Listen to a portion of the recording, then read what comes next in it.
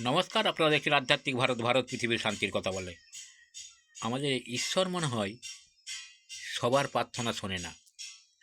যদি শুনতো তাহলে মনে হচ্ছে আমাদের দুঃখ কষ্ট থাকতো না। কেননা আমরা প্রত্যেকটা মানুষই ঈশ্বরের কাছে যখনই প্রার্থনা করি, আমার জীবন জীবিকা নিয়ে আমি মোটেই সন্তুষ্ট নই। আমার জীবিকা, আমার জীবন, আমার বর্তমান যে অবস্থাতে আমি আছি, যে পরিস্থিতিতে আছি, এই পরিস্থিতি, এই অবস্থানটা প্রতি আমি সন্তুষ্ট নই। আমি তাই ঈশ্বরের কাছে প্রার্থনা করছি। আমরা কেউই ঈশ্বরের কাছে এই প্রার্থনা করিনি যে হে ঈশ্বর,